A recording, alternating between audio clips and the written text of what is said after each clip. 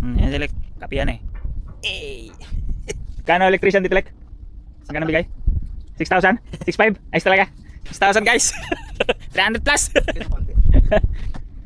Yeah. Oh, 6,700 daw, 6,700. So mga nasa 300,000 men. Shout out. Anong course ng electrician? Anong course kung mag-aaral sila para makapagpapag?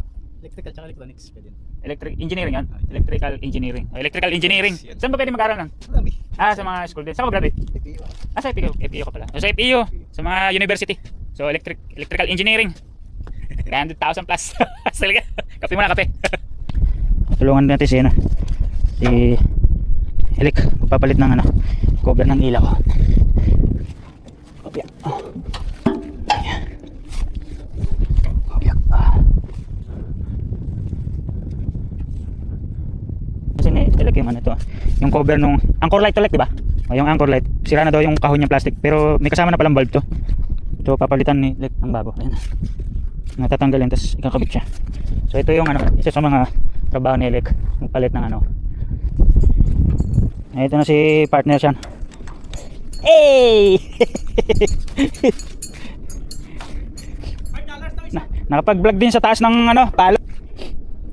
2,17. Meron may pang-contrast dun sa taas. Okay.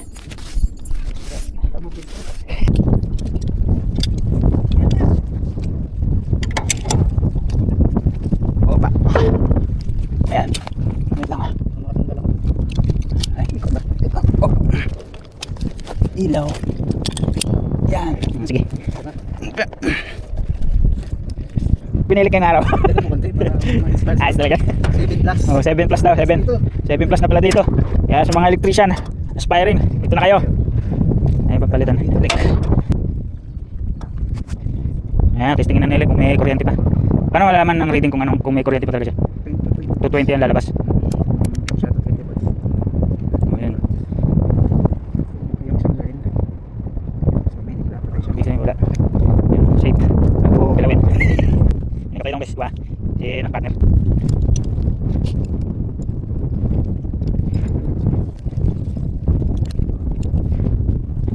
Babayin ka na doon, babayin ka na. Para makakit si